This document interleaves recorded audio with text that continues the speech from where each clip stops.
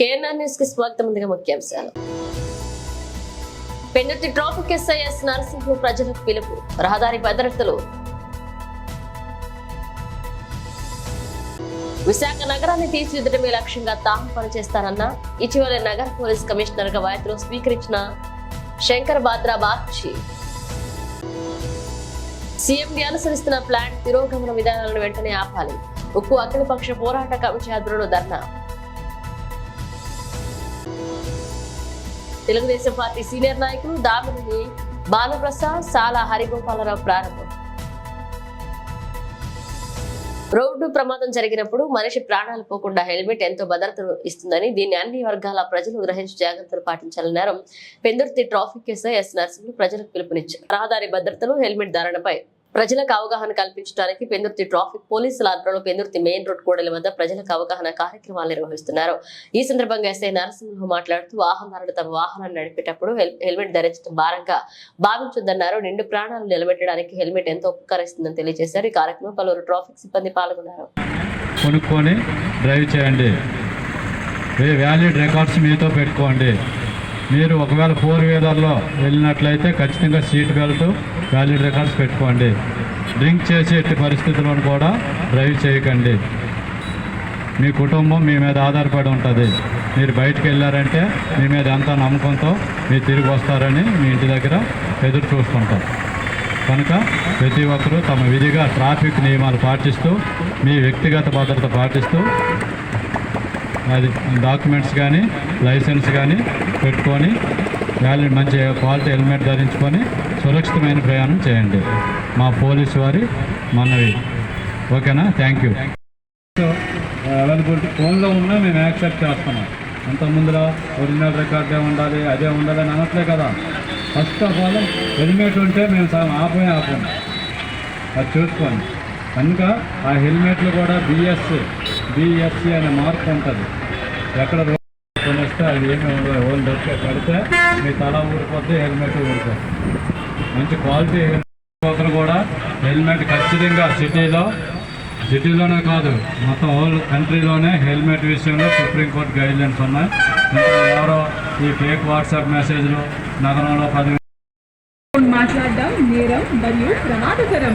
రోడ్డుపై ఆటలాడటం, రోడ్డుపైకి అకస్మాత్ మరియు ఇతరుల భద్రతకు తోడ్పడండి. అతి ధీమాతో వాహనం నడపడము ప్రాణానికి ముప్పు. డ్రైవ్ మరియు పొల్యూషన్ సర్టిఫికేట్ తప్పనిసరిగా ఉండవలెను. మైనర్ పిల్లలకు మరియు లైసెన్స్ లేని వారికి వాహనములు ఇవ్వరాదు. ఇచ్చిన వారు నేరస్తులవుతారు. అగేన్స్ట్ వన్ వేలో ప్రయాణం చేయరాదు. స్టాప్ లైన్ కూర్చుని ప్రయాణించరాదు, అది నేరము కూడా. 2 వీలర్ నడిపిన వారు విధిగా హెల్మెట్ ధరించాలి. 4 వీలర్ నడిపేవారు విధిగా సీట్ బెల్ట్ హార్న్ వాడరాదు. అదే పనిగా హార్న్ మోగించి ధ్వని కాలుష్యం చేయరాదు. డ్రైవర్ పొగ త్రాగుతూ వాహనం నడుపరాదు మరియు మద్యం సేవించి వాహనం నడుపరాదు. పాదచారులను, సైక్లిస్టులను గౌరవించండి. ప్రశాంతతకు మారుపేరుగా విశాఖ నగరాన్ని తీర్చిదిద్దడమే లక్ష్యంగా తాను పనిచేస్తారని ఇటీవల నగర పోలీస్ కమిషనర్ గా బాధ్యతలు స్వీకరించిన శంకర్ బాద్రా బాగ్చి అన్నారు. ఈ మేరకు గాజువాక స్వతంత్ర నగర్ లో ప్రజలతో ముఖాముఖి అనే కార్యక్రమాన్ని నిర్వహించిన అనంతరం ఆయన మాట్లాడుతూ ప్రజలకు ఎటువంటి కష్టం వచ్చినా తనకు నేరుగా ఫోన్ చేసి సమస్యలు చెప్పుకోవచ్చని సూచించారు. ఎక్కడైనా అవాంఛనీయ సంఘటనలు జరిగిన సంఘ విద్రోహ శక్తులు కల్పించిన వెంటనే సమాచారం ఇవ్వాలన్నారు. శాంతి భద్రతల పరిరక్షణలో భాగంగా ప్రతి మురికివాడలో ఈ కార్యక్రమాన్ని ఏర్పాటు చేస్తున్నట్లుగా తెలిపారు. ఈ కార్యక్రమంలో zone 2 DCP Satyababu, ACP Trinath పాల్గొన్నారు. చాలా పెద్ద ఆఫీసర్, చాలా బిజీలో ఉన్నారు. యాక్చువల్ గా ఎల్లుండి సీఎం గారు వస్తున్నారు. అయినా కానీ అంత బిజీలో ఉన్నా కానీ మీతో మాట్లాడడానికి వచ్చారు. మన విజయవాడ, మన విశాఖపట్నం సిటీ పోలీస్ కమిషనర్ గారు గౌరవనీయులు శ్రీ శంకర్ బాగ్చి గారు ఐపీఎస్ గారు విచ్చేశారు. సార్ చాలా పెద్ద ఆఫీసరు. అంటే సార్ రావడానికి ప్రధానమైనటువంటి కారణం ఏంటంటే సార్ ఏదో బాగా 7995095 7995095 మళ్ళీ చెప్తున్నాను, 7995095 799 ఈ నెంబర్కి అది డైరెక్ట్గా సారే మాట్లాడతారు. ఇప్పుడు కూడా ఇంత పెద్ద సార్ ఎవరూ రాలేదు. మా సమస్యను తెలుసుకొని వచ్చినందుకు చాలా చాలా ఆనందంగా ఉన్నాం సార్. మా కాలనీలోని ఎవరో తెలియని వ్యక్తి ఒక దొంగ తిరుగుతున్నాడు, ఇళ్లలో కూడా దూరిపోతున్నాడు. మాకు చాలా భయం వేస్తుంది. మీ దగ్గర ఉన్న మా నంబర్ ఉందా లేదా? సార్ ఒక పబ్లిక్ నెంబర్ ఇచ్చారు. సార్కి ఏ సమస్య అయినా చెప్పుకోవచ్చని. ఆ నెంబర్ అందరూ నోట్ చేసుకోండి. ఇప్పుడు నేను చెప్తాను.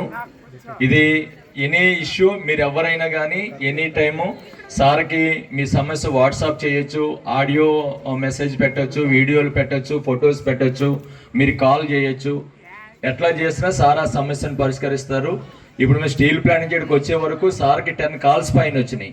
ప్రతి కాలర్ తోటి సారే స్వయంగా మాట్లాడారు. కొన్ని మిస్డ్ కాల్స్ ఉంటే మిస్డ్ కాల్ సారే కాల్ బ్యాక్ చేసి కూడా మాట్లాడారు. చెప్తున్నామంటే ఈరోజు పొద్దున 6 గంటలకు నాకు కాల్ వచ్చింది. నిన్న రాత్రి 2 గంటల వరకు వీధి తిరిగి 4 గ్యాంగ్స్ పట్టుకున్నాం. ఒక ఓపెన్ డ్రింకింగ్ బ్యాచ్, ఒకటి ప్రాస్టిట్యూషన్, ఒకటి ఓవర్లోడింగ్ ఆటో, ఒకటి డ్రంక్ అండ్ డ్రైవింగ్, తర్వాత నంబర్ లేని బైక్స్ తిరుగుతుంటే అది కూడా ఇన్ఫర్మేషన్ పెట్టి పట్టుకున్నాం. తర్వాత ఎర్లీ మార్నింగ్ 6 o'clock నాకు కాల్ వచ్చింది. మేము దొంగతనం చేస్తూ ఉంటే రెడ్ హ్యాండెడ్గా పట్టుకున్నాం. ఇమీడియట్గా పోలీస్ పంపించి వాళ్ళను పట్టుకొని వచ్చాము. ఇప్పుడు విచారించడం జరుగుతుంది. నేను ఎందుకు చెప్తున్నామంటే వాళ్ళకు ఇమీడియట్గా చెప్పాము, మేము మీటింగ్ పెట్టి సభాముఖంగా ఎవరెవరు దొంగని పట్టుకున్నారు వాళ్లకు సభాముఖంగా రివార్డ్ ఇస్తాం. సో మీకు కూడా చెప్తున్నాం, ఇక్కడ దొంగతనం జరుగుతుంటే మీరు కూడా జాగ్రత్తగా ఉండాలి. దొంగ దొరికితే మీరు రెడ్ హ్యాండ్గా పట్టుకోండి, మాకు కాల్ చేయండి నంబర్. మేము ఇమీడియట్గా పోలీస్ పంపిస్తాం. పోలీస్ వాళ్ళు దొంగను పట్టుకుంటారు. కానీ ఒకవేళ మీకు దొరికిన అది ఒక్కొక్క ఏరియా ఒక్కొక్క టీంకి ఇవ్వండి. ప్రతి టీం దగ్గర టార్చ్ లైట్ ఉంది. ఎక్కడెక్కడ విలువైతే అక్కడక్కడ ఎలిజిఎంఎస్ యాప్ అది మొదలు పెట్టండి. అప్పుడు దొంగతనం ఇంకా తగ్గుతుంది. ఎంతమంది వస్తున్నారండి?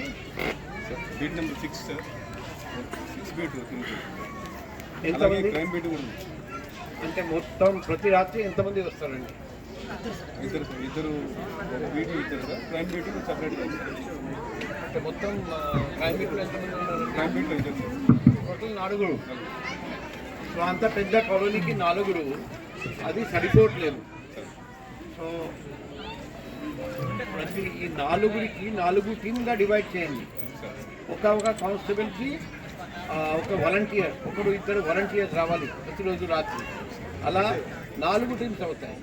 4 టీమ్స్కి అలాని 4 భాగాల్లో. విశాఖ స్టీల్ ప్లాంట్ లో సీఎండీ అనుసరిస్తున్న ప్లాంట్ తిరోగమన విధానాలను వెంటనే ఆపాలంటూ ఉక్కు అఖిలపక్ష పోరాట కమిటీ ఆధ్వర్యంలో ధర్నా చేపట్టారు. ఈ సందర్భంగా కార్మిక నేతలు డి ఆదినారాయణ, మంత్రి రాజశేఖర్, ఎన్ రామారావు మాట్లాడుతూ ఇప్పటికే ఉక్కు పరిస్థితి అర్ధాంతకంగా కార్మికులంతా తలను పట్టుకుంటుంటే సీఎండీ మాత్రం కార్మిక వ్యతిరేక విధానాలకు పాల్పడుతుందని ఆరోపించారు. ఉక్కు కార్మికులకు, కాంట్రాక్ట్ కార్మికులకు ప్రతి నెల సకాలంలో జీతాలు చెల్లించాలని, ప్లాంట్ పూర్తి స్థాయి సామర్థ్యంలో నడపాలని, సెయిల్లో విలీనం చేసి నిర్వాసితులకు న్యాయం చేయాలని విజ్ఞప్తి చేశారు.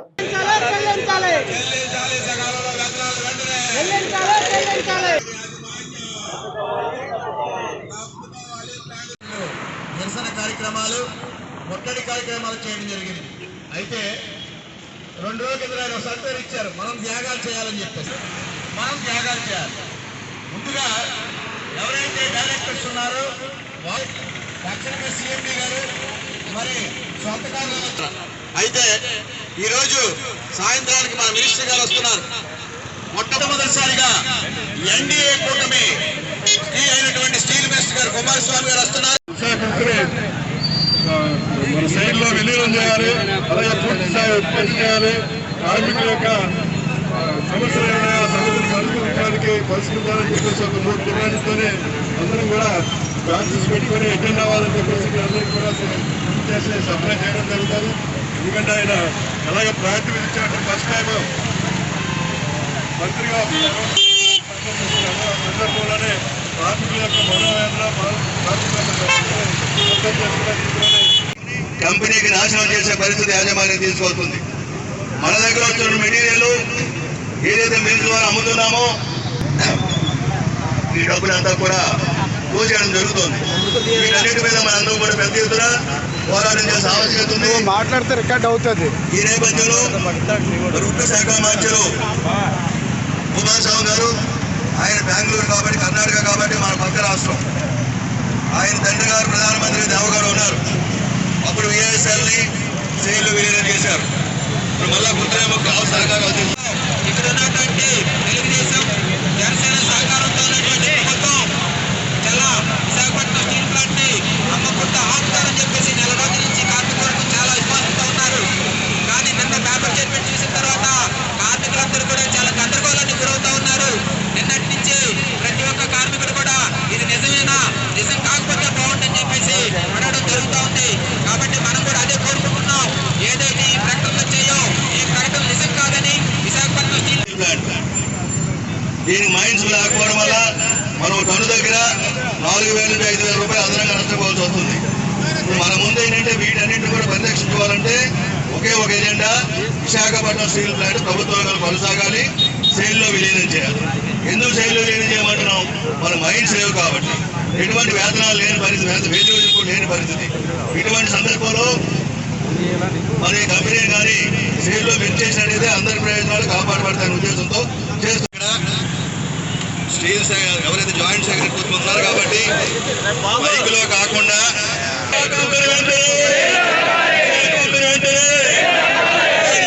కార్మిక వ్యతిరేక విధానాలు ఐక్యత వెంటనే శైలిలో విలీనం చేయాలి. సోదరులారా, ఇప్పుడు మనందరం కూడా సైలెంట్ గా ఉంటే ఆఖరి మైకుల్లో రికార్డ్ చేసుకుని చేస్తున్నారంట. ఈ రోజు ఈ కార్యక్రమం చేపట్టడం జరిగింది.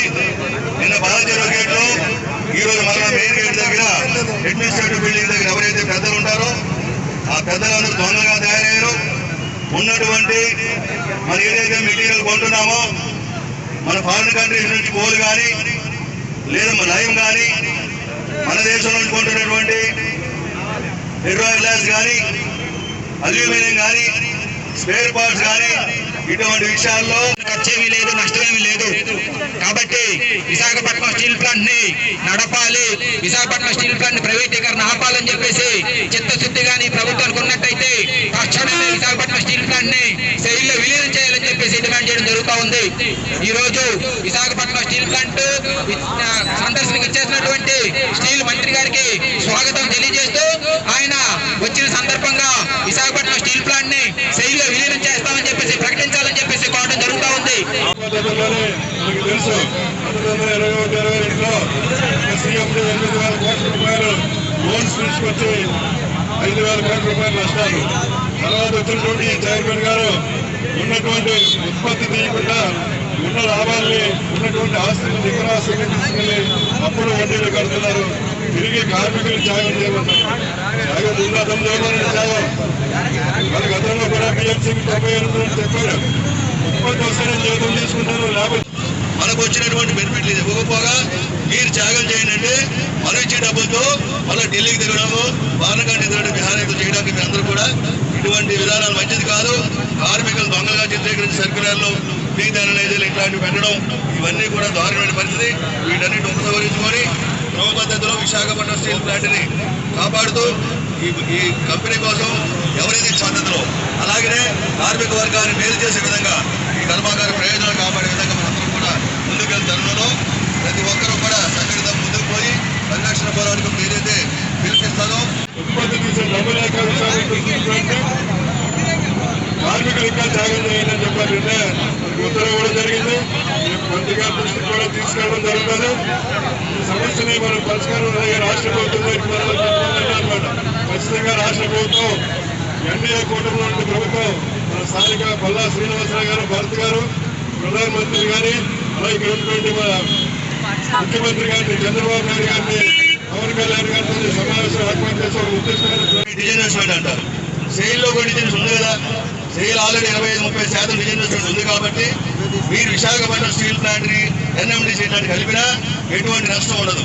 అందువల్ల మీ తాలూకు కోరిక నెరవేరుతుంది, కార్మిక వర్గ ప్రయోజనాలు నిలబడతాయి, ఈ కంపెనీ కూడా నిలబడుతుంది. దీన్ని ఆలోచన చేయండి. మేమే గొంతెమ్మ కూడా పోవడం లేదు. ఇక్కడ యాజమాన్యం సరిగ్గా నిర్వహించలేకపోతుంది. పూర్తి సామర్థ్యంతో కంపెనీ నడపలేకపోతుంది. ఆఖరికి జీతాలు ఇవ్వలేక ఒక తిరోగమన పద్ధతి. పార్వతీపురం నియోజకవర్గ స్థానిక శాసనసభ్యులు బోనెల విజయచంద్ర పుట్టినరోజు సందర్భంగా సీతానగరం మండల కేంద్రంలో ఎల్వీఆర్ సేవా సంస్థ అధినేత పెద్దబోగిల మేజర్ పంచాయతీ ఉప సర్పంచ్ కంకణాలపల్లి అరవింద్ కుమార్ మరియు మాస్ సేవా సంస్థ అధినేత గోలగాన బాలకృష్ణ యాదవ్ ఆధ్వర్యంలో ఉచిత మెగా వైద్య శిబిరం జేమ్స్ హాస్పిటల్ రాజోలు శ్రీకాకుళం వారు నిర్వహించారు. ఈ కార్యక్రమానికి మండల తెలుగుదేశం పార్టీ సీనియర్ నాయకులు దామినేని భాను ప్రసాద్ సాల హరిగోపాలరావు ప్రారంభించారు. ఈ కార్యక్రమానికి చుట్టుపక్కల గ్రామాల ప్రజలు వచ్చి అన్ని రకాల వైద్య పరీక్షలు చేయించుకుని ఉచిత వైద్య శిబిరాన్ని సద్వినియోగం చేసుకున్నారు. ఈ కార్యక్రమంలో సర్పంచ్ తేరాజమ్మ, బొడితి శ్రీనివాసరావు, సబ్బానా శ్రీనివాసరావు పాల్గొన్నారు.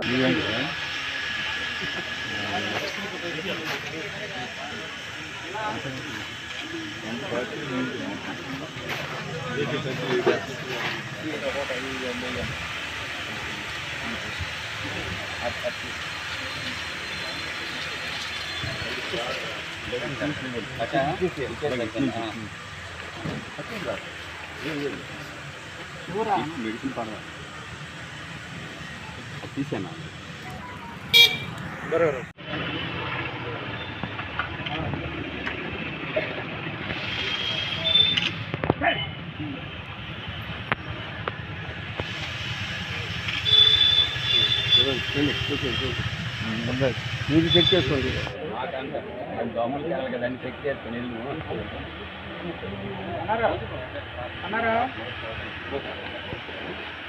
ముగించే ముందు హెడ్లైన్స్ మరోసారి. పెందుర్తి ట్రాఫిక్ ఎస్ఐఎస్ నరసింహ ప్రజలకు పిలుపు, రహదారి భద్రతలు. విశాఖ నగరాన్ని తీర్చిదిద్దడమే లక్ష్యంగా తాము పనిచేస్తారన్న ఇటీవల నగర పోలీస్ కమిషనర్ గా బాధ్యతలు స్వీకరించిన శంకర్ బాద్రా బాగ్చి. సీఎండీ అనుసరిస్తున్న ప్లాంట్ తిరోగమన విధానాలను వెంటనే ఆపాలి, ఉక్కు అఖిలపక్ష పోరాట కమిటీ ఆధ్వర్యంలో ధర్నా. తెలుగుదేశం పార్టీ సీనియర్ నాయకులు దామినేని బాలప్రసాద్, సాల హరిగోపాలరావు ప్రారంభం. ఇవి ఇప్పుడు ఒక అప్డేట్స్. మరిన్ని అప్డేట్స్ తో మళ్ళీ కలుద్దాం.